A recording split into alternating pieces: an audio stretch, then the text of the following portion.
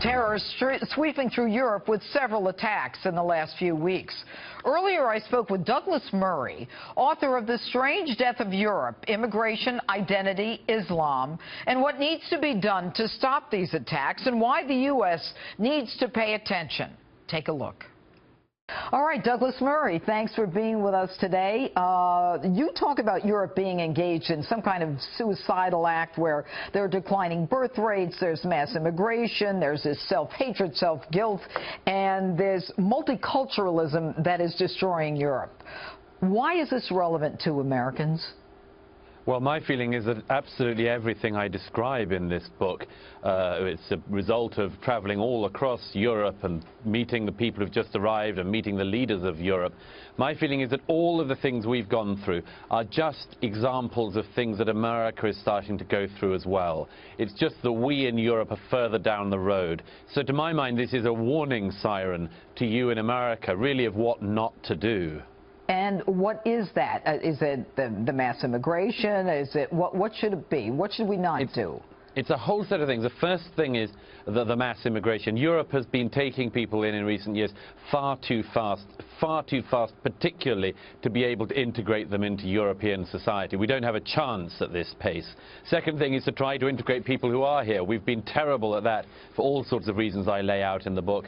And another thing is just the thing of not having this self-distrust and self-hatred, which is what we in Europe have cultivated for more than a generation, and which I'm afraid I see not only on American campuses, but in parts of American thought as a whole. One of the things that I was reading in your book is the fact that Angela Merkel was engaged in conversations with Zuckerberg on Facebook, yes, trying to figure out how she could curtail, or they could curtail, the free speech rights of individuals who criticize her. So while you cut down this free speech of people who live in a particular country, you just open the borders to the world. I mean, yes.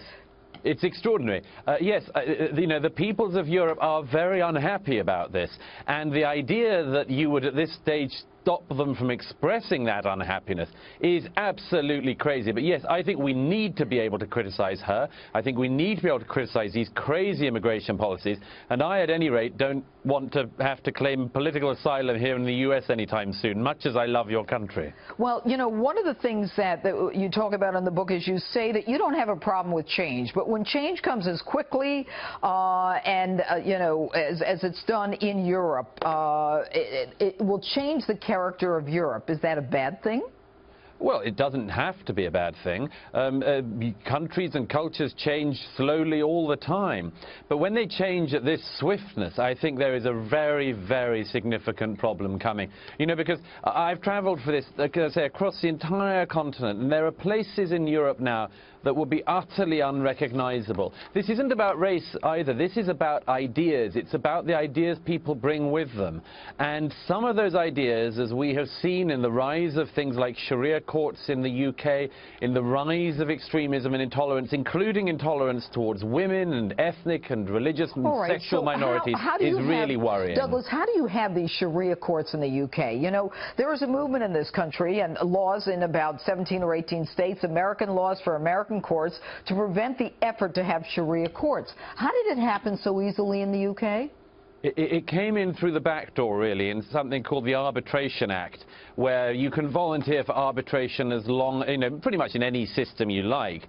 And the Sharia courts offered to do it that way. They're still not meant to supersede British law, but I've spoken to people who've been judged in Sharia courts, and it's clear they do supersede British law on occasion. And why wouldn't they? They get away with it and nobody pays much attention. What are your hopes for the United States?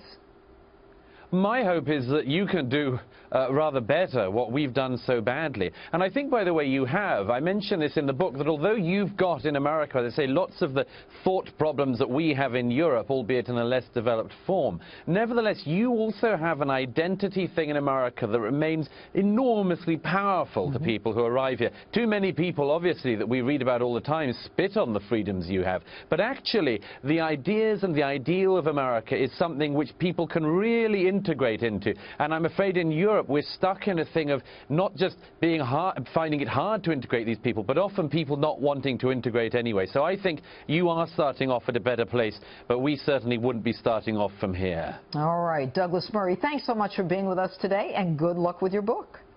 Thank you very much. Great pleasure.